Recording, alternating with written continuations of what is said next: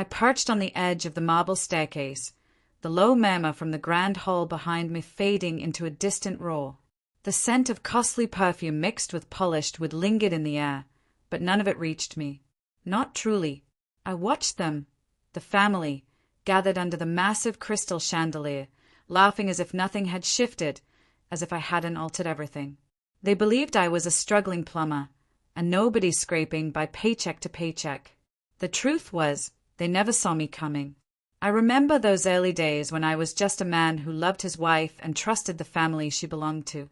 We had nothing then. A cramped apartment, smelling of damp and rust. I fixed dripping faucets and clogged drains while she smiled, hiding her embarrassment over my greasy hands and worn boots I couldn't afford to replace. Her family barely tolerated me. They never saw beyond the surface. At every gathering, sideways glances and whispered jabs were exchanged, ones I pretended to miss. Her father, once a titan himself, scoffed at my dreams. Her mother's eyes held a disdain reserved for failures. But I loved her, and I stayed.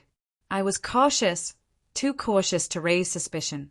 I buried my ambitions beneath layers of quiet resolve. Nights weren't for rest, but for planning. I studied markets, technology, investment trends. Every spare penny I earned went into ventures they never dreamed I had access to. The first crack came unexpectedly. At a dinner party months before I left, I caught my sister-in-law's jealous gaze locked on me, not with scorn, but envy. She let slip a name tied to a tech startup I'd invested in years ago, a company now booming beyond belief. That's when I saw the truth. They were blind to what I was building beneath their noses. They treated me like a shadow, a fool. I chose to use their blindness against them. I built my empire quietly. Offshore accounts, silent partners, acquisitions hidden behind shell companies. I studied their businesses, investments, secrets. I collected proof of their corrupt dealings, their smiles masking betrayal. I kept detailed records. Years passed, and the man they mocked became the one controlling fortunes. When my name appeared on Forbes' Billionaire list, it wasn't luck. It was the final sting. But I didn't want headlines.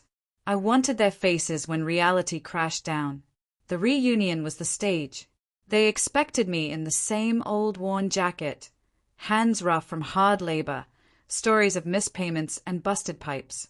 Instead, I arrived in my private jet, sleek and black under the late afternoon sun. The driver opened the door, handing me a tailored suit worth more than their estates combined. I saw hesitation ripple through the room as I walked in. The familiar laughter stopped. Eyes widened, then narrowed, trying to hide shock. Her father's jaw clenched. Her mother's smile faltered. I met their gaze with cold precision. They asked how I did it. I didn't answer with words. Silence said enough. A slight smirk was my only reply. The next move was surgical. I unleashed the evidence quietly, legally. Every corrupt deal, embezzlement, secret betrayal they thought buried deep was exposed. In boardrooms, courts, whispered conversations spiraling into scandal. The family shattered. Allies turned foes overnight. Her father's empire crumbled under truth's weight. At their downfall's peak, I stood alone with them. A final confrontation beneath the fading chandelier. Did you really think I'd stay the fool forever? I said, voice low, controlled. Her mother's eyes shimmered with tears, but she couldn't cry.